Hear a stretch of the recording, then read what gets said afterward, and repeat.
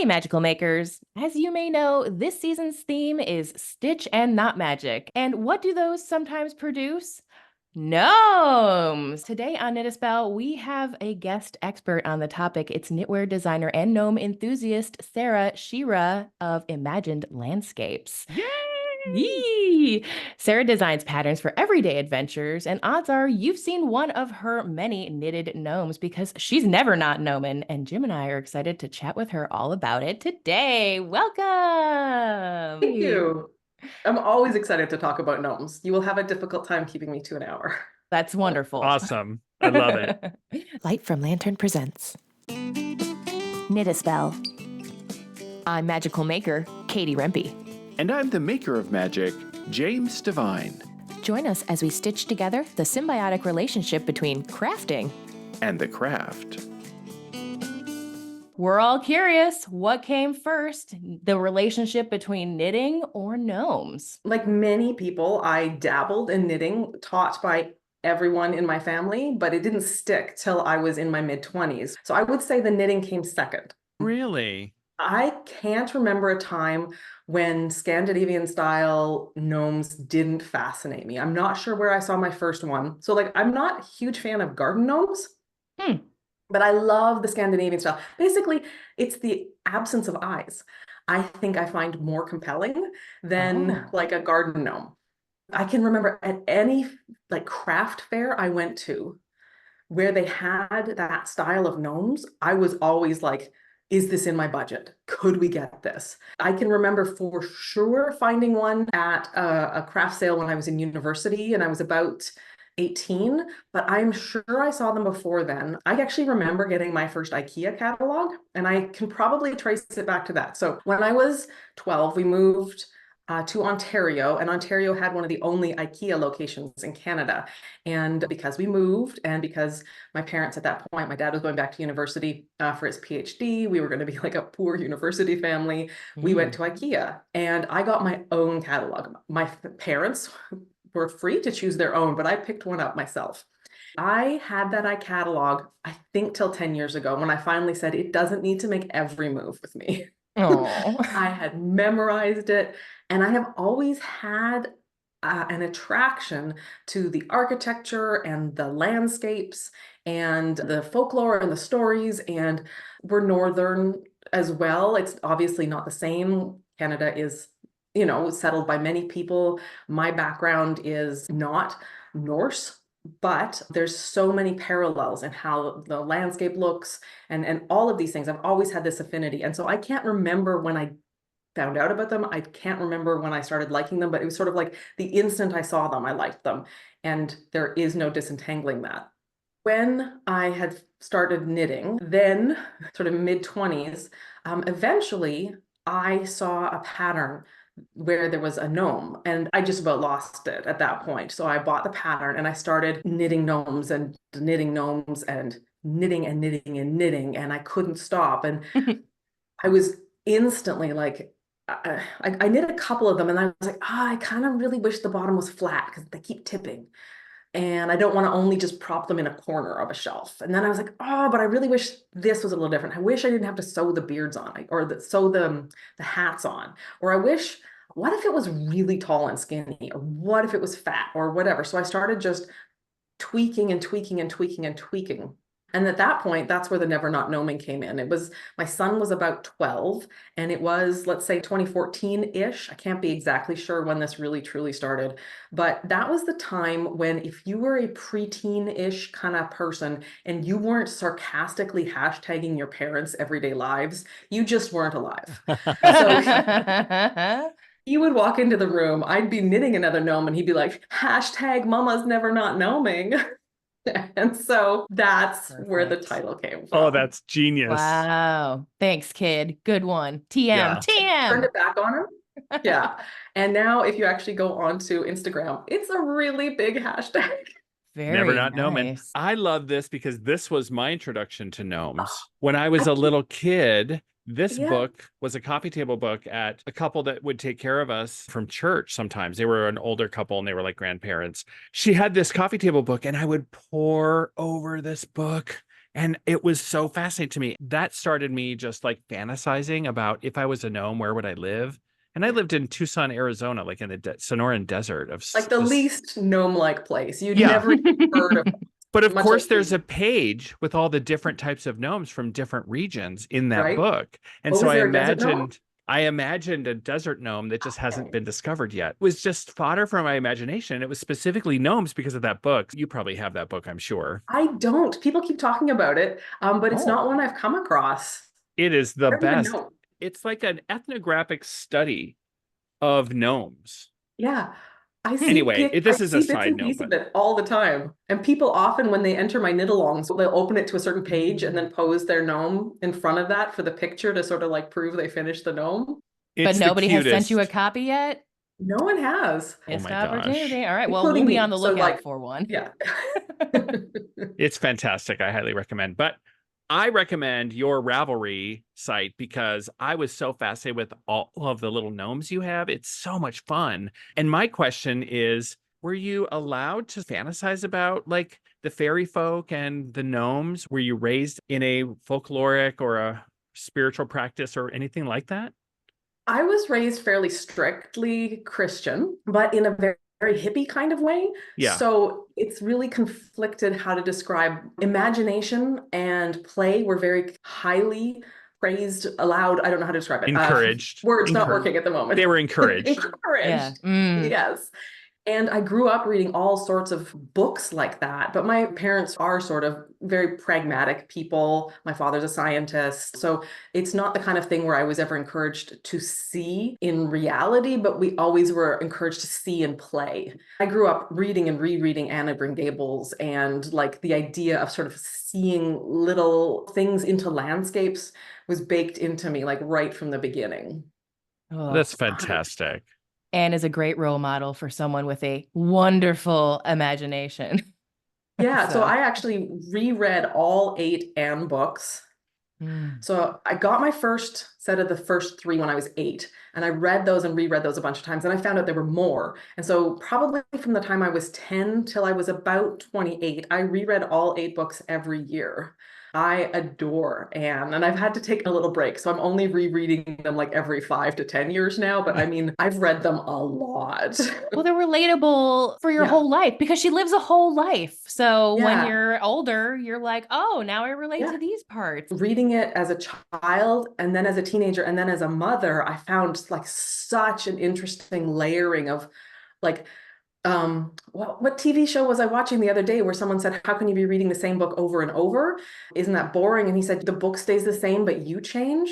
I think it was Lessons in Chemistry, the Apple TV show that Oh, I just came love out. that show. Oh, Yeah. so And good. he read Great Expectations over and over. And she said, how can you do this? And he's like, the book stays the same, but you change. And one thing I loved about Anne and I really connected with was how connected she was to her landscape in a way that I could relate to as a non-farmer. Like in my life in the prairies, everyone who's connected to the landscape is very much someone who's like, they are a farmer. But I never lived on a farm, but I still felt connected to the landscape. And I think Anne's poetic and imaginative and very tactile, the way she noticed flowers and sought beauty and sought whimsy and like allowed herself to get a little spooked out by the fog or whatever. I felt like Anne was a good model for me that didn't relate to the land quite the same way a lot of the people around me were. And it was also the land as it was, not as we made it, which I really appreciated. Did you ever go into crochet or did any other crafts end up becoming gnomes? I'll deal with the crochet thing really quickly. I've tried a little bit, but crochet is a no-go for me for 2 reasons. One, it really hurts my wrists. I think there's just so much more active movement that my wrists like, you could just knit, please. And then the other thing is because you're always looking for where you have to place your hook, it doesn't let me slip into the same kind of brainwave place that knitting, because the loop is always next and I can knit in the dark. My favorite things to knit are the simplest things. So like as we're talking, when my hands aren't up here, I'm actually knitting a sock and I'm just like, my needle finds the next stitch and I just slip into this place. And crochet, It's possible I can get there, but that's not something I hear from crochet. I'm certainly not there now. But in terms of other crafts, yeah, I've done a lot. I'm a very project-based or seasonal creative. I homeschooled my kids from kindergarten through grade 12, and we did a lot of project-based learning. I hate showing up to do the same thing every day. And so we would throw ourselves at something, drain it dry, and then like walk away basically. But all through that, there was creativity was a big part of it. So we went through a big watercolor phase. I've watercolored gnomes, lots of sketching, and I like to sketch gnomes even now. And that's another part of my design process. Now that I've figured out how Procreate works on my iPad, it's totally changed designing for me. I love it. So let's see, watercolor. I'm wanting to try embroidering gnomes. Now that I'm sketching more of my gnomes, like what is a black and white line drawing, but an embroidery waiting to happen. So that's something I want to do. Basically anything, if someone's doing a craft and it's kind of an open play situation, I will probably end up with a gnome. Whoa, I like it. Can it be gnomed? Can you gnome it? Yeah. Yes. Yeah. Will it gnome? Yes, it will. I have several needle felted gnomes from friends. They usually come out at Christmas time. They should be out all the time, I guess, now that I'm talking with you, because don't should yourself. That's just no fun in life. They could There you live go. out all the time. But now they're in a box. They're Christmassy ornaments, so it's cute. Well, and I actually originally thought my gnomes were going to be a Christmas kind of decoration because most of the time they're being pitched at you. It's like a Christmas market or it's Christmas this, it's Christmas that. But when I really started making them, it was probably October or November. And then after Christmas was over, I was kind of like, I guess it's time to put them away. But it felt terrible. What I decided the next fall was, okay, well, these are actually snow gnomes. They're not Christmas gnomes, they're snow gnomes. And what that means is the first big snowstorm of the year, we're going to pull them out. We're going to have a little snow party. And then we're not going to put them away until the snow melts in the yard. And so in Manitoba, this means roughly late October to November till April, because there's always a shady spot in the yard. So that was a couple years we did the snow gnomes, and it was actually really good because it gave us a real sense of celebration when the skies get so heavy before a big snowstorm, and there's a point where like fall is glorious and gorgeous, and then it gets like nasty, and then you're kind of waiting for snow. So this gave us like an extra layer of joy whenever the clouds would get that like incredibly low, gray, steely aggressive. We'd be like, ooh, maybe we can bring the gnomes out. And then as we were waiting in spring, like we'd always be like, where's the last patch of snow? And there's always the last patch of snow, and it's always just lurking and lurking and lurking. And we go have a little checkup, and it just gave all of us kind of like a little purpose, kind of like waiting for the first tulip or something like that. Yeah. But honestly, it was about 2 years of that. And I was like, actually, they're just going to be out all the time. And I think by that point, I had published a pattern and it was becoming part of like my livelihood. And so it just didn't feel right to tuck them in a box and just put them away. Like they, by that point, had become such a pervasive and community, like they're just kind of vibing with me all the time. It just felt really weird to put them away. I have a gnome eating cat now, and rude. So I had to buy glass cabinets to house my gnomes. So these ones are here now, but when we're done, I will put them back. And I now have so many. I have 2 glass cabinets that are entirely gnomes. The last time I counted, I was over 100 gnomes, but that was the last time I counted. And that is not an active. Oh my. I love it. That's amazing. Have you ever knit a catnip gnome for your cat? No, because in no way do I want to encourage him with this behavior. Okay. Smart. Good call. He's actually, it's kind of interesting. I like to travel and have a travel gnome so that like my Instagram pictures or my vacation pictures are just cuter. Like there's always like I got a small gnome big enough that I can like hold it up in a selfie or put it in a like, oh, there's a cute waterfall, and I'll just hold it up and it'll be the waterfall picture, but with a gnome, because I'm like that. But if I leave them in my purse now, if he gets to where the purses are, he's like, I have found gnomes here before, and I will find him like just his tail sticking out. He's so diving in to try to get them. But so if he finds a bigger one, he'll like carry it out, but then it just kind of stays there. He doesn't actively kill it. And I can understand him, because if you think about his genetics and his evolution, if this is not a mouse, That Yep. is very mouse-like. Now, he must be an orange cat. he is. He's a I white knew and it. orange cat. They're, How did they you know that? I know them. They're I the know how they worst. are. I had one too, but I've only had that one, so I didn't It's know. orange cat behavior. Hashtag orange cat Yeah. behavior. Yeah. Yeah, it's Wow. another hashtag. It's It is. 100%. Call It's it a real out. it's a real hashtag that's already on Insta everywhere. Yeah. Wowee. Yeah. Yikes. Orange Well, cat. Enjoy. okay. It'll change your life. I knew it. Wow. Well, so other than your gnomes that you're bringing out on your travels, would you say you've come across any quote real gnomes? Have you ever had a felt like, gnomey yeah, gnome experience? I definitely feel like when we were in Norway, I felt like I can 100% understand why gnomes are so connected with that landscape. I've never been in a place that felt more like a troll had just settled in and allowed moss to grow on his back than Norway. It was extraordinary. So we were hiking there for just 1 week, and it made me sad. But you can't be everywhere all the time, unfortunately. You have to just do little bits. So we were there and we were hiking and hiking. It was June, the height of summer, but it was still very much like what I would consider late spring. Like the glacier, like everything was still melting up at the tops. So the waterfalls were like pouring, thundering levels of water coming past us. So like there was just the power of the water. And then there would be these, there was moss that looked like it was half a meter deep in places. Like it was so Jeez. moist. Wow. And everything was just kind of like hummocky, but you'd get to somewhere where it would, like maybe the water had cut through or something, and it was clear that the hummocky was just moss on top of rocks. And then there'd be all these twisted trees that were stunted and probably like 800 years old, but the size of, a 3-year-old, because the wind and the conditions keep them really small. There's a great German word for it. It's Krumpelholz, which means like gnarly wood or like crumpled wood. And so it was all of this. And then again, with the thick moss, and then the way that the rocks gave structure to the landscape, I felt like I 100%, if I sat still long enough, was gonna finally find my friend. Oh, Wow. a little Sounds like toe's it's gonna move. right Yeah. out of a fairy tale. It really was. If you can go to Norway, I would say go. It was like everything I love about Canada, with better roads and no mosquitoes. Oh, well, sold. Done. I often think about how in magical practice and our spiritual practice, we would put gnomes in the category of the fae folk or the fair folk or the good folk, along with fairies and pixies and trolls and things like that. These liminal creatures that are personifications of nature psychologically, but magically, we use our imagination to see them.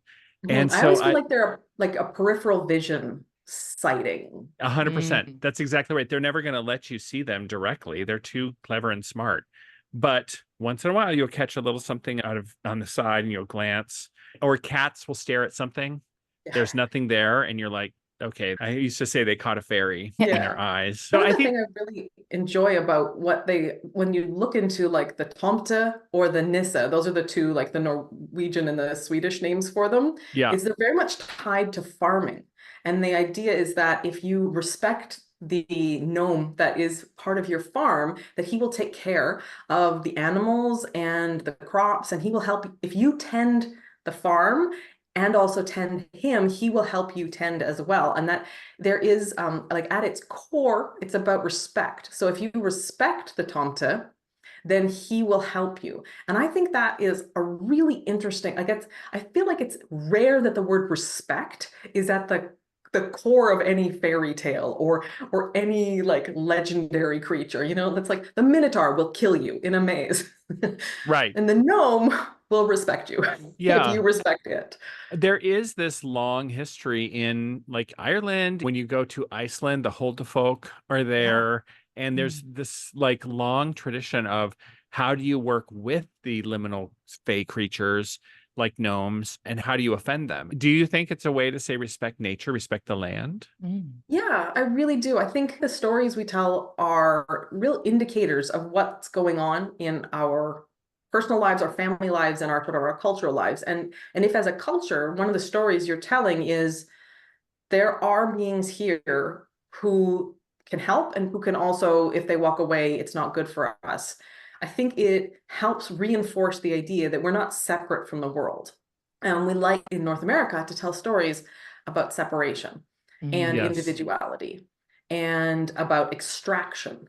And the gnome is not something that plays well with ideas of extraction and ideas of separation. And I think that's one of the things that I find really interesting. If you think about in the Scandinavian sort of cultures, and I can never remember whether I'm supposed to say Nordic or Scandinavian, because like one of those words includes more countries, and I can never remember which one it is. I can't either. Yeah. Anyways. But I think it's Scandinavian, I'm pretty sure. Okay, so let's say the Scandinavian tradition, one of the ways you respect it is that you pay them through Christmas porridge. Once a year, you leave out a very buttered dish of porridge for them. Respect and oatmeal is really all they're looking for in life. And I feel like very deeply that speaks to me as a person. I think I'd be happy with that. I think everyone likes that. And it does seem to be a running theme in a lot of spirituality and things of that nature, where if you respect the unseen thing, it can help you. And if you don't, it won't, whatever that means. I think about the word hubris. It was the most horrible sin for the ancient Greeks, was hubris, especially in the face of the gods. So I think about that with human beings today, especially in the context of colonialism. Do you think gnomes help us sort of check our hubris in some ways? I think they do for me.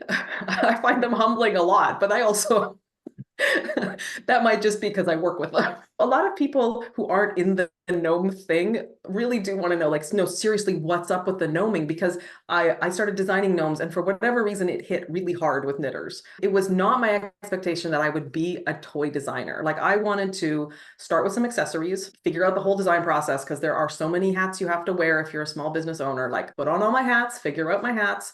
And then I was going to grow up and be a designer who did cabled sweaters. That was basically my trajectory. And put out the gnome pattern, and they hit hard. Like, people were so enthusiastic and so generous and so excited if I put out another one. And I was just like, what is going on? My main theory is that in our stupid late capitalist world, with our Protestant work ethic, we mostly even turn our hobbies into jobs. How many times have you heard somebody say, I can't buy more yarn till I've knit up all the stuff over here, and I'm not allowed to start a new project till I finish my gift for my niece, or I'm making 37,000 blankets for charity. I can't learn how to weave yet, or whatever. And I think we're using the word should and shouldn't all over the place in our crafting. And then when you knit a gnome, you say, I'm just playing. I'm just doing something for no purpose. There is a purpose. The purpose is play. But I think we have gotten so purposeful. I mean, if you think about most knitters like me, like I'm knitting right now, it's like, how can I make my rest more productive? Is really what a lot of us have said or done to ourselves. And I think when you choose to make something for no good reason, you really flip the script inside yourself. And when we as adults don't do a lot of play, and I think for a lot of knitters, they might start to knit a gnome because, you know, they know their sister-in-law really loves it, or their brother-in-law wants one in sports colors or whatever, and they started it as a gift, or they're just like, well, everyone else is doing one, I'll join one of these stupid knit-alongs. But it hits with a bunch of us. And I think it's because all of a sudden you're doing something in a way that just suspends the shoulds. Like, gnomes don't should. There's just nothing about them that doesn't work. If they are a little glitchy, I say over and over again to people, wonkiness is gnominess. They are the perfect project to try a new technique. If you fail in a cable in a gnome, it just looks more gnomey. Like, they have so little pressure. They don't have to fit anybody. Mistakes are just more personality. There's just so many ways in which they're just like, hey, I want to play with color. I can make a gnome in an evening if it's a small one. I can use up leftovers. I want to try these two things together. I want to learn a new technique. I'll do. So there is something about gnomes and our craft, I think, that work well, like I said, because so many of us take our crafting so seriously. Yes. And it's that is great. So amazing. Wonkiness is gnominess. It just adds to the character. And I mean, I put all sorts of video tutorials into my gnomes so that you won't mess up. But I just want to reassure you that if you do, nobody cares. Like nobody cares. Nobody cares. That's right. Nobody cares. Sarah, this is so freeing. I think we should take a little break, though. When we come back, I want to talk more about wonkiness is gnominess. That could apply to us as people. So let's take a little break and let's come back with more from Sarah Schira. Hey Knit a Spell fans, we are back on Patreon with a new dedicated page. For just $5 a month, you'll gain access to behind-the-scenes posts, exclusive downloads and resources, and you'll be able to participate in influential polls with fellow fans. You'll also receive a free, exclusive Knit a Spell sticker sent right to your door after being a subscriber for 3 consecutive months. It's a great way to support the podcast, and Jim and I are so appreciative to everyone who's joined so far. To learn more and sign up, visit patreon.com/knitaspell. See you there. Your hands are the map to achieving anything you want in life. But it's hard to read that map in just one reading. My coaching packages allow me to work with you over time to build towards your goals. We bring in life coaching, executive coaching, leadership coaching, tarot, palmistry, astrology all together. And these amazing coaching pathways that my clients are on really help propel people towards their goals. Learn more about Jim's new coaching packages by sending him an email at jim@thedivinehand.com to schedule a free discovery call, or visit thedivinehand.com to learn more. Hey knitters. You know, Jim and I talk an awful lot about all of the patterns that I design on the show, but we don't always mention where you can get them. All of my patterns are available on Ravelry. Odds are, if you're a knitter, you're already familiar with this website. However, if you're not on Ravelry, that is not a problem. You can still just send me an email to hello@lightfromlantern.com with which patterns you're interested in, and I'll help you make it happen. Thank you so much for your continued support, and remember that you can always stay up to date on the latest news and coupons by signing up for my newsletter at lightfromlantern.com. Merry May! We are back. And Sarah, I'm curious about where your wealth of inspiration comes from for your many, many, many gnomes. I don't know that I can say that like there's a nice, easy answer, because every time I look at almost anything, I see a gnome. Well, that's a good answer. So, yeah. I just see gnomes. I don't know how to describe it, but I will look at something in like I'll be at the greenhouse and I will look at a plant and I'm like, that plant could be a gnome. And I'll be thinking about like the way the nose would be or the shape. I sometimes see pictures of like, so knitting is very restrictive in a bunch of ways about what you can do with a gnome. So I will see things that are maybe made out of felt or ceramic or something like that. I'll see gnomes or other playful, like not necessarily toys, but decorations or whatever. And I'll take a picture and realize I can't do that in knitting. And then I start problem solving, and I might not ever sketch the original idea, but I'll have from that in my problem solving, I'll get 3 new ideas. And so I've got a sketchbook in my iPad where it's just like gnome bits, and they're terrible sketches. They're the most like frantic, don't lose this idea possible, hangman level of art skill. And I'll just explain to myself in notes what I mean, because in a sketch, it's very difficult to come to the idea like of directionality, like which direction am I knitting, or am I using a particular stitch? So I'll just like jot out the notes to myself. So, you know, I've got a selection of beards I haven't tried yet, or noses I haven't tried yet. And so sometimes the inspiration is it's just happening as I'm out and about. Sometimes people are sending me pictures. And a lot of times it just comes from sitting down, knowing that it's time to produce another design, because this is a business and I got to show up, and I'll sit down and I'll flip through the sketchbook and go, okay, which of these could I put together? And because I do a lot of mystery knit-alongs, I really have to pay attention to how much weird and wacky can I put in per pattern, because it's different if you've signed up for extreme weird and wacky, knowing what you're doing.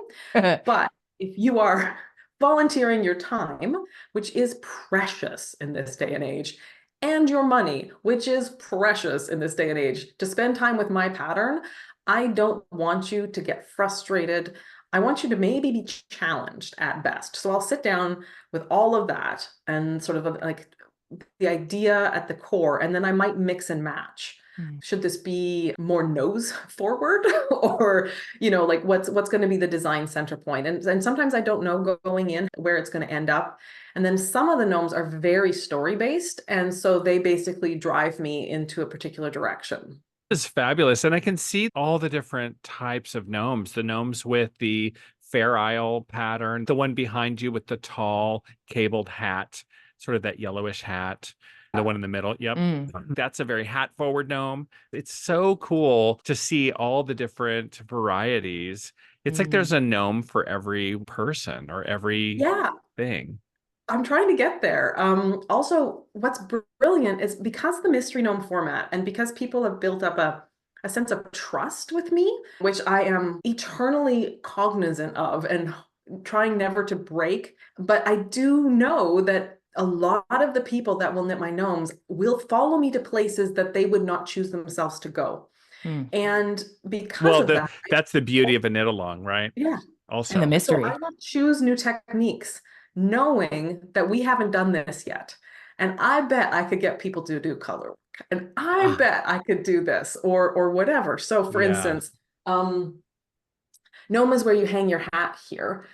He was we haven't done color work yet. I think it's time that some of these people who think they can't need to be taught that they're just getting in their own way. Cool. And so we did a fairly straightforward set of color work, like nothing was too difficult. It was all short repeats. You never needed to worry about floats. It's skinny, so you're also like changing and getting lots of repetition. Like you're not having to like grind. So this one was me thinking, I bet I could get a bunch of people to do their first color work. And I was like really upfront when we were talking about this knit along that if this is your first color work, gnomes are perfect for practicing because if they're wobbly and your floats are all wacky, it's just going to look great. And then as a secret part, because I tell people what skills are involved, I don't do ratings on how hard my patterns are. I just list skills used. And smart. What I'm hoping people will do is say, like, I recognize 7 out of 10 of those I'm in, kind of a deal. Because as soon as you say it's hard, that will freak people out. Right. And that is so relative. Yes. Or you get a beginner who's like, oh, yeah. And then they actually, it is too hard. Yeah. The beginner luck doesn't always happen. Yeah. But all the things I listed, I didn't say that we were going to do a sweater. So the very last clue was a sweater with a tiny bit of color work here. And I was so worried about reassuring people about their first color work and all this stuff that it wasn't until like 3 weeks after this gnome was done that someone wrote me and said, Sarah, I just did my first sweater with you and I had no idea I was going to do it. And I always thought sweaters were really intimidating. But the fact that this is just a top-down raglan in teeny tiny, weirdly no neck format, I think I could probably do a top-down raglan. And I love that. So sometimes my gnome design really does come from like, what haven't we done yet? Have we done mosaic knitting? Well, we hadn't till last year. So we did mosaic knitting and I didn't even tell people about that one. I just wrote slipping stitches as a skill and then released the clue where it's like, guess what? And I actually put a little video up with that where I was just like, hey guys, I just really want to reassure you that you can do this. It's so easy. You're going to kick yourself for being intimidated. But if you don't want to do it, for the knit along only, I'm going to give a no mosaic stitch version of this hat. So I did that. And then after the knit along was over, that way of doing the hat doesn't exist anymore because of course, if you're buying the pattern, you see what you're getting, you know what you're getting into. It kind of really depends on where I'm at in terms of like, oh, I think we haven't done this in a while or something like that. That's cool. No specific place, but lots of places. When you're in the knit along or when you're knitting, do you ever have or think of an intention with a gnome? I'm a big believer in intentionality in everything I do. So it's hard to disentangle just my natural personality from that question. Sure. There's a difference between knitting and designing. And I think with design, I always have intention. Whereas with knitting, sometimes my intention is I need to chill the F out. Right. And I'm going to knit. I'm going to knit a gnome because it doesn't need to fit anybody. And putting a nose on it and seeing something pop into creation is going to be very good for me. But as a designer, I definitely have a lot of intentionality into it because I am thinking about like, where are we all at? Does it feel like we need a distraction or do we need a challenge? And do people need to believe they can do more than they think they can, or do we all need a vacation right now? And so I'm the kind of person who likes to give intentions when I go for a walk. Like today's the day where I'm going to find something that's adorable and blue, and I'm going to keep walking till I find it. Or, like I'm not necessarily consciously doing it all the time, but I am somebody who believes that a lot of what you're doing, you should mean. As I'm looking at the gnomes, I'm thinking, geez, stuff it with herbs or with Yeah. crystals, or to give someone like, here's your good luck gnome for your job Yeah. interview, or things. There's And just a yeah, there's million ways. definitely, if it's a gift gnome, there's so much you can do. And you can, like, people stuff them with, like, they include lavender, Mm. and depending on what weighted stuffing you want to put into it. So there's both fluffy stuffing and weighted stuffing to most gnomes. And that is partly because gnomes are tall and skinny, and their center of gravity is a little too high to be standing around Yeah. just casually. Little weeble So wobble we put some action. weighted stuffing. Yeah. Yeah. So like at the bottom, this one's not a good example. This one is one where the kit came with like a little wooden thing to help stabilize it. So let me find one that is not so stable. So this one, you can kind of see how it kind of pooches out at the bottom a little Yep. bit. And that's because right over here, the weighted stuffing starts. So depending on what you're doing, the fluffy stuffing is usually like polyfill or roving, depending on how much plastic you like in your life. You pick one or the other. Mhm. But weighted stuffing is like wildly varied depending on the person. So there are like plastic poly pellets, which are meant to be child safe above the age of 3. But a lot of us, again, don't love the plastics. And so they're using like river stones or glass pebbles from florists or aquarium gravel, or some people go for walks and find nice big rocks. And I like dried beans and lentils because I live somewhere where pests aren't a problem. Mm. Big asterisk caveat there. There's lots of things that you can do. A lot of people will use herbs or like little sachets. They'll just tuck them in and add them. It's a little secret inside here of what you're putting in. Really fun. And a couple of the gnomes have pockets in their hats or on their bodies. And some people like to put like special little secret pockets and like tuck things in, especially for gifts. Oh, so cute. What an original gift idea. What a way to deliver a gift card. I know, right? I love the idea of roving and the natural stuffings you can put into a gnome along with the herbs. Because if you listen to one of our older episodes, Katie, around the magic of fibers, and that each type of natural fiber has an energy signature with it, I mean, that's a really great thing to think about along with the yarn that you're selecting, the colors you're selecting. I mean, this is such a great canvas for a really intentional design and knitting. It's perfect for like, I want to try dyeing for the first time. I want to try spinning. There's such like a hand spun gnome looks different than every other gnome. I love the look of hand spun gnomes. I don't have time for another painstaking hobby in my life. I've already got a couple that are absolute time eaters. And until I have all the sweaters I need in my life and gnomes, I just can't add another fiber hobby. Smart. But when I see one, I'm like, oh, that would be really good. Would you say any of your gnomes that are like mischievous? Are there any of them that play tricks on you, falling off shelves, that kind of thing, jumping out at your cat? Well, it does feel like there's one gnome in particular that my cat is eating a lot, which must mean that it's getting out of the glass case the most, and it is Noah, which I unfortunately don't have a version of right now, but there is the no fun like gnome fun pattern. But Noah is the one that I teach when I teach how to knit a gnome. He's so small and power packed that we can get a whole gnome knit in 3 hours, which is perfect for class knitting. He's just such a good gnome. And the pattern itself has both worsted weight and fingering weight versions. And so again, it's perfect for your beginner gnome sort of setting.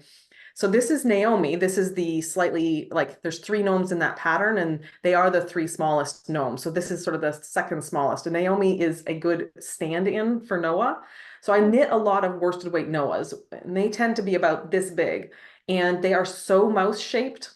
And I have a lot of them, and yet I also don't have a lot of them because they are constantly somehow getting out into my cat. But those are also the gnomes, because I knit a lot of, I really like to set around the world and just leave them out. I will find like little knots in trees that are usually down like at kid height, or like little cross braces on fences or something like that. And I will just set them down and wish them well in their life and then let other people find them. So Noah definitely is an enterprising and intrepid little gnome. Oh my gosh. So fun. It's like a flat Stanley, except for they're Yes. all over the place and they're in the world living and reporting back for you.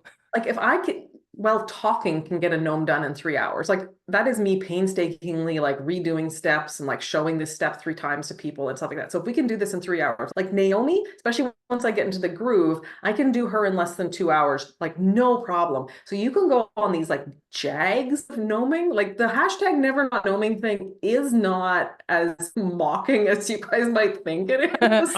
Like honestly, it really is kind of a thing. So yeah, you can just go and go and go, and you can be like, what if it was blue? What if it was green? What if the hat was like white in every one? I'm going to do a rainbow. I'm going to do this. I'm going to do that. And you can just kind of sit down and just go and go. And so they really are this thing where you do just kind of get into this little rhythm where they're really predictable and you kind of know what's coming up. And there is something about that. And I think I kind of mentioned that moment of creation with gnomes. If you are a crafter, you're a crafter. Like if you're a knitter, you know knitting.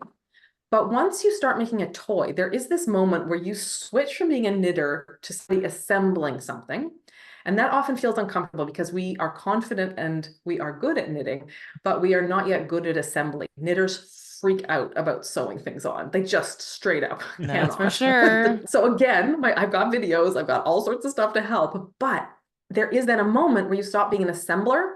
And it's usually when you sew the nose on and you in that moment become a creator. And there is a way that the personality pops in to a toy. When you put, for gnomes, it's the nose that changes who you are and that project is in that moment. And it is delightful.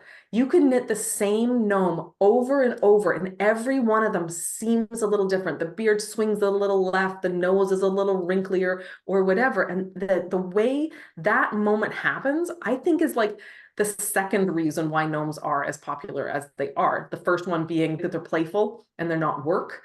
But there is this moment with creation in them that I think is easy to dismiss until you've tried it. And if someone had told me that I would be saying this a lot to people, I would have been like, that seems a little weird for you to be talking about. But it's come true for so many of us. This feeling that when we put the beard on and then we put the nose on, there is this moment where you look at it like it's almost that moment between the baby in your womb that you know, but then the baby you see for the first time. Yep. It's a very small ripple echo of that kind of like, I know you, but oh, now I see you. Yeah, I love That's that. the transformation. You know, the level of imagination you're able to access. When I teach about the Fae folk, I talk about the Fae being doorways to imagination because it really is your opportunity to, like, if gnomes really existed in the world, what would that mean? That would mean you would have a sense of play, a sense of imagination. You would have to make up a story. You'd have to like get yourself out of your everyday, as you so well said, everyday practice of shooting on yourself to a place of curiosity and exploration. When we talk about magic, anything that you want to achieve spiritually, it starts with that imagination, that creativity. And the more that we can access our imagination, the more powerful our intention work can be. I really think this is a huge lesson. It's so powerful to me because of what imagination can do for somebody. If you can find something you're already good at, and then ask yourself, where is the play to be found there? As adults, we don't like to fail. Kids fail all the time, and they just got to suck it up and deal with it. Teachers, parents, we're all just like, you're going to suck at life at all of this for a while, and we're even going to mark you on how much you fail. I hope you're good with this. But once we hit adulthood, we're like, I'd like to stay away from this failure thing as much as I can. It was So painful. Yeah. Good If point. you can find something that you already are kind of good at, then say, where's the play? I think that's a real gift to yourself as an adult, to let yourself be a beginner, because you're never going to be good at stuff till you're a beginner. But then once you're not so much a beginner, to stop asking like, what's the rule? What's the pattern? But then to say, what's beneath the pattern, beneath the rules, there are principles at play. What are the Yes. principles? And okay, maybe I can't mess with the principles, but I can mess with everything above that. So like with a Mm. gnome hat, the decrease ratio, you're going to get a tall triangle or you're going to get a short fat triangle. But there's play within that. And that Yeah. decrease ratio, you can really play around with. You don't have to change my pattern a lot. But what if you just said, I'm putting 3 extra plain rounds between every decrease round? Just by what ifing within the confines of something maybe you're already, you're already doing the pattern, you're already good at or whatever, and then just start to ask what if. That's where we start to play, when we start to be like, this might not work, and that's going to be okay.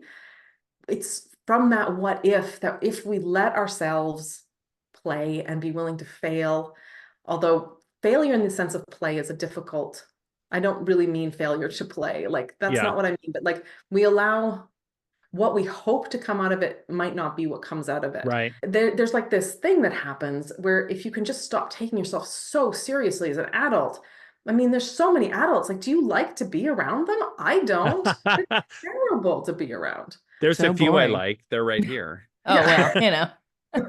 There's an we're doing it the good interesting way. there's an interesting neurobiological connection between failure, play, and creativity. The neurobiology of learning or of change or of failure, it stimulates the pain centers in our brain. And Uh, what kids do as an analgesic or as a pain reliever is play. So Oh, most of the children's failure is done in their play mm. and in their exploration.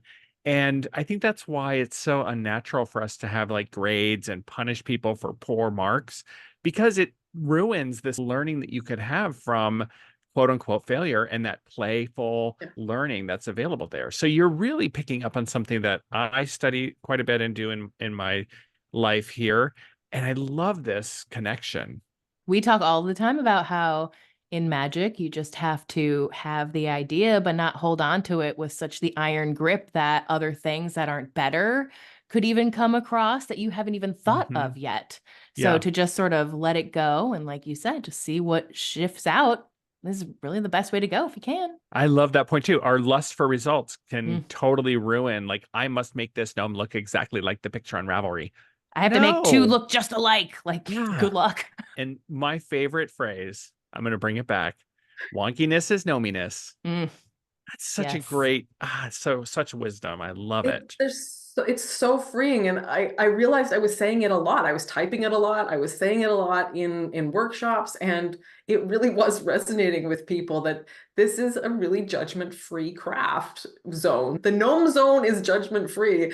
And I love that. And the first knit along I did that was a mystery actually was this one. And people were modifying the pattern, like clue 3, and I was freaking out. I am naturally a rules-based person, bit of a keener. And I was like, how can you be modifying what you don't even know where I'm going with this? Like, I've put so much thought into every step of this, and you're just like changing it.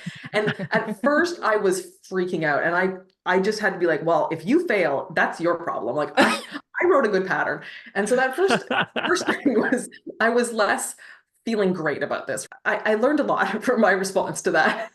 And the fact that those people ended up with gnomes they were happy with. So they were obviously like happier with change and risk than I was at that point. Also, because when you're running a knit along and it's your first mystery knit along, the feeling of responsibility you have is like so enormous. I don't think knitters realize how much goes on in designers' lives when we are like carrying your hopes and dreams in our pattern. It feels kind of intense.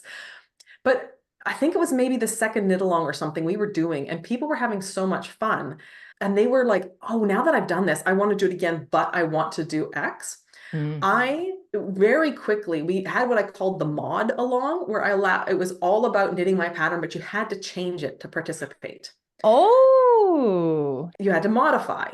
And then right away, that was the most fun we've had like in a long time. And I've ever since then put into the frequently asked questions in my knit along, people, I will say, can I modify whatever the gnome's name is? Can I modify nifty? And I will say yes, as long as I can tell you started with my pattern, you can modify it and enter it for the knit along. Obviously, you can do whatever you want with anyone's pattern as long as it's legal. But like, if you start something and you end it differently, like none of us as designers can stop you. I'm not saying you can't, but in terms of like for prize winning, right? Like this is really what the rules are all about, is because can you enter for prizes? But I started putting in that you can modify things really early once I learned to calm down about it, because people get such good ideas. And even if they have to backtrack, because it turns out I did something, they knew that risk going in. They knew that if I hadn't told them this was the hat or not yet, that if they were assuming something, that they were making a jump. So sometimes people have had to backtrack, but the modifications that have come from people seeing things. And then what happens is I get ideas for future patterns. I don't like rip them off, but as I see their approach, or interestingly, as I eavesdrop on their guesses, I get ideas for future mysteries. I'm like, oh, by doing this, I led them to think that.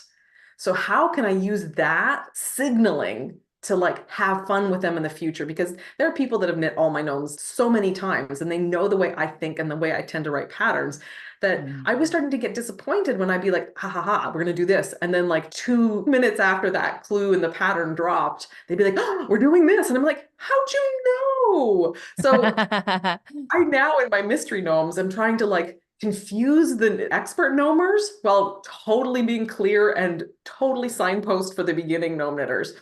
And I think I'm doing it okay so far, but it's a weird balance to trying to be like, throw them off and yet completely have everybody else on board. Genius. I think people are listening are just ready to sign up for a knit along, because this sounds like so much freaking fun. Get Gnomey with it. Get Gnomey with it. It's just amazing to me because people have ideas and they don't think they're designers, but they're creatives and they put things out there that just get so inspiring to me. And there are a couple knitters that every time they knit one of my patterns, I'm like, I should have done that. Well, but that's part of the creative aspect of this. We've talked about this in the past. We've interviewed Estrella Taylor, who wrote a book about magic and creativity, and how we have talked about like, oh, I made this pattern, but then somebody else made a version of it that like, oh, well, okay, I didn't even think about that. But had they not had that original inspiration from you / whoever the original person was, they wouldn't probably have gone there themselves. And then we find ourselves shitting on ourselves and we're like, oh, I keep telling people you shouldn't should. What is it about knitting that you find so magical? Oh, so this is not something to wrap up our conversation with, because it's just short, small answer. You get 3 words. Small answers. Knitting's just great. It's nifty. It's so cool. It's so nifty. I said that like my Oma, my grandma, my mother, brownies, like everybody taught me how to knit at some point in childhood, and it never stuck. I think partly it never stuck because nobody told me I could do anything other than knit a square that could be a Barbie scarf or some other like really lame version of what this swatch was going to be. If my grandmother had said, okay, we're going to knit this stupid square, but stage 2, I'm going to teach you how to make a sweater, I think I would have been in. Yeah. But I wasn't. Missed opportunity. In my mid-20s, so we had our children unplanned and very early in our relationship. We chose to homeschool because there are a lot of reasons, but the most important one of which is we just don't believe in conveyor belting people. If I was going to be a parent, I wanted to be the parent. I wanted to have the biggest influence. And I went to a lot of schools. We moved a lot when I was a girl. I went to private, public, big city, small town. And the experiences were uniformly uninspiring as a mother. So we homeschooled. And we were a big read aloud family. So I read hours every day. And at one point we were reading something like Little House on the Prairies, and Mary is knitting a doll as a Christmas present or something like this. There's knitting going on. And Sandra, my daughter, says, Mama, I'd like to learn how to knit. So as a homeschooler, when your child expresses an interest in something, you have 2 options. One is to find a program, and the other is to learn the skill and be at least 2 days ahead of your child. Yeah, perfect. Because this was just early enough that the internet was a baby, as well as my baby. And there was no YouTube at this point. So I went and I got 2 books and I started teaching myself to knit. And this was roughly the time of the Lenny Kravitz scarf. Oh iconic, my, that right? big honking one. Yes. Woof. And I have been a scarf person like since day one. So I started and I was like, oh, this is actually kind of compelling. What can I do next? I'm going to knit myself a Lenny Kravitz scarf. So I started, and knitting hit me so hard and so deeply. And I think there's a couple of things that it was doing. So there's like so much research, and I'm sure you guys have gone into this, about how knitting is one of the few activities other than meditation that can produce theta brainwaves. Mm, For I don't instance, think we've ever said that on this show. Why, not Katie? specifically. No. Yeah. Okay, tell us about this. well, that's basically what I know for sure. So theta brainwaves are a different brainwave, and meditation is one of the few things on this earth that does it. And then someone looked at a knitter's brain when they were knitting either stockinette Mm, or garter. Like it had to be brutally simple. Those yep. knitters were entering theta brainwave states. I remember hearing about this on the knitting podcast by Brenda Dane, if that helps you find the research. I Anyway, This is will cool. find it. I will find all of Yeah. it. so there is something that happens. A lot of knitters make the joke, like, if mama's not knitting, mama's mad. like, Mhm. ooh, we all gotta be scary. But it's not really a joke, because there is something about it that grounds a lot of our experiences of like our body and ourselves in that moment. So there is that like simple brainwave thing that's going on. But for me, it was even more compelling. So layer one is that as a homeschooling mom, a lot of what you do is getting out of your own child's way. So you have to be around, because if you're not around, they will leave the table or the chair or wherever they are, right? Like if they're sitting on the kitchen counter reading and you walk away to do laundry, they will not be in the kitchen table reading when you come back. So you have That's to true. be there, but you can't be in their business. They have to be the one doing the work. It's their learning. So you have to be beside them and not dying on the inside as your 6-year-old fails to answer the question 1,000 seconds, that, well, it feels like 1,000 seconds. Like you have to just be patiently present and available for questions like some kind of like magical AI. Oh my. And so the knitting and possibilities were really great, because if I start reading, I'm sorry, if you're not bleeding, do not interrupt me. I am a bad mama if I am reading. I gave up fiction till they were 10. I had to just read nonfiction because I could at least put nonfiction down. Mm. So I couldn't read. But what do you do hours a day beside your children where you're mentally available for them, but happy And to not be bored there to with tears. Yeah. Great point. turned out knitting was fantastic for that. So the knitting Yeah. and possibilities, that once you're beyond learning the basics of knitting, it is like I was talking about, I can knit in the dark, I can feel the next stitch, you can have conversations, you can be at a lecture or whatever. It's like knitting fidget toy, right? Yes. So there's that. But even above that, for me, as a young mother who hadn't really firmly settled into her own identity before she had kids, and there was this whole change. I had wanted to be an academic. I wanted to get my PhD and be a professor. I had very clear, very ambitious goals for myself. And I turned my back on all of that and became much more embodied, which was good for me. Until I made that choice, I was basically treating my body like the transport for my brain, which wasn't very healthy for me.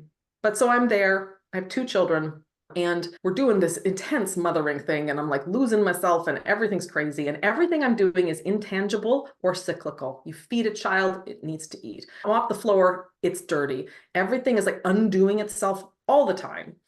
Or it's intangible. I give you love. I teach you to read. I do something, like even the tangible things in our homeschooling were my children's work. Like I could not be proud of the diorama. It's not my diorama. I'm not 8. And as a former very ambitious person, I actually was really struggling. And knitting, okay, so it wasn't cyclical. It stayed done. If I knit a row, as long as the dog didn't get to my knitting, it was still there the next day. I could hold it up and say, I did this. This is me. And so it stayed done, and it was tangible. And that like did something for me that I didn't have in my life right then. It replaced that feeling of accomplishment that I had been missing. Even though I was working all the time, I didn't feel like that showing up for me in that sense. And so there were all those kind of like normal knitting things, and then this intense thing that I, as a mother, needed to experience as a woman, separate from motherhood or during motherhood or mixed in with all the craziness. And so, yeah, knitting did things for me. This level of self-analysis, self-reflection, self-awareness is so amazing and so appreciated. I think some people may not even realize why motherhood can be in some ways unfulfilling. People would be loath to say that parenthood is unfulfilling because we're all supposed to be everything for our kids. But as you're saying that, I'm realizing, yeah, all the things that I do are so much work for the kid and for the grandkid. Where am I doing something that's for me? It's so fascinating. And I think because of the role of women in our modern society, it's especially impacting women. So this is phenomenal. It's really compatible, like that idea, like knitting and it's something that we joke about a lot in like our podcast and in my life. Like, what's your knitting and? It might be knitting and the vet. It might be knitting and the traffic jam. It might be knitting and that Zoom meeting. It might be whatever, but knitting is very and compatible. And if society isn't going to give us vast stretches of support and time, then where can we find things that make a difference for us? I mean, obviously, burning down the system is a long-term project. And in the midst of all that, we also need to come to ourselves repeatedly. And wherever your creativity brings you, I feel like you need to find that and come to that in the day-to-day where possible. I've talked to people who are like, once they see what I do with knitting, are like, I need a hobby that's better than my hobby. They like look at their hobby. One guy I know, he paints miniatures. And he's like, I love painting minis, but it's really not socially acceptable for me to rock up at a cafe. Lay it all out, get your easel up. It is a Yeah. very travel friendly hobby, activity, saving grace, whatever you want to say. That is always part of the magic I find, is that it can be with you anytime. But I never thought of it as knitting and, so I will now. So tell us a little bit more about how people can find you. What are your offerings and what is this podcast we're talking about? All right. So my sister and I do a podcast together. We've named it the Imagine Landscapes podcast, which is my online name. And we went with that just because it was already online. It feels a little hard on my sister because people sometimes forget about like tagging her in things. Whoops. Aw. But it's a very informal, like every other week, we just get together and we talk about knitting. We talk about our imaginary knitting, which is the knitting you do when you haven't really like, how many sweaters have you imaginarily knit this year? Let's be honest, a bunch. Oh, Katie has a lot. So we talk about those if there's something particularly on our mind. We're also really into sci-fi and fantasy and board games. We don't always go into a lot of depth, but if there's something that's like clearly hitting in the last couple of weeks, we'll talk about that as well. So Sounds that's like a podcast written for you, Katie. I know, right? She's like looking it up right now on her phone.